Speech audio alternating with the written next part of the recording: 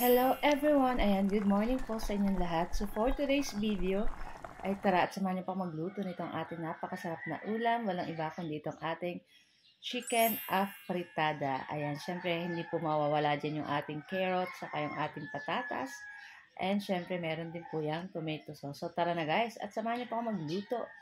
And enjoy watching po. So kung bago pa lang po kayo sa aming page, sa aming YouTube channel, huwag niyo po sanang kalimutan mag-like, follow, at mag-subscribe na din po para palagi po kayong updated sa aming mga bagong video na i-upload. So ayun na nga, sa ating kawali, nagpainit lang tayo at naglagay tayo ng konting mantika.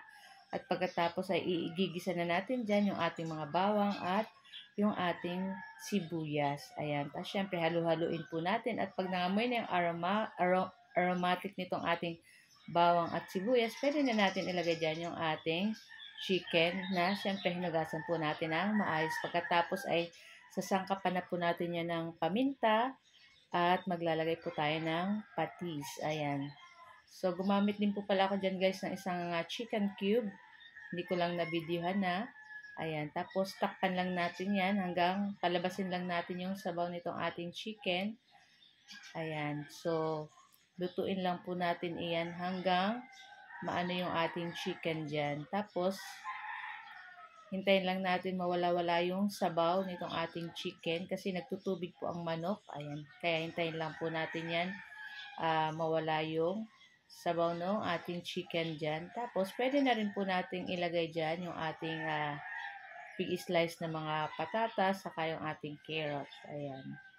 Siguro, gumamit po ako dyan ng 2 pirasong patatas at 2 piraso rin na carrot. Tapos mamaya sa last part, maglalagay tayo ng ating red bell pepper. Ayan. Tapos yan, halu-haluin na po natin iyan. At pagkatapos ay pwede na natin ilagay yung ating tomato sauce. Ayan, medyo marami-rami para ma-achieve natin yung ganitong color ng ating chicken afritada. Tapos, naglagay rin po pala ako dyan ng mga 1 basong tubig para may sabaw-sabaw po yung ating chicken dyan. At ayan nga, at malambot na rin yung ating chicken. So, pwede na natin ilagay dyan yung ating pinakalas na red bell pepper. Kung medyo afford nyo po, pwede nyo panlagyan ng green para mas maganda yung kulay. Ayan. At after ilang minuto, ayan, sobrang lambot na rin itong ating chicken at luto na rin yung ating patatas at yung ating carrots. Pwede na natin yan guys, patayin yung apoy at ahunin na rin natin at i-transfer na rin natin sa ating plato. At ayan na nga, ready to serve na rin to guys. So guys, ito lang po ang aming video today. Sana po ay nag-enjoy kayo. Huwag niyo po sana kalimutan mag-like, comment, at pa-share na rin po ng ating video. So guys, thank you for watching and see you next video again. Ciao! Yummy!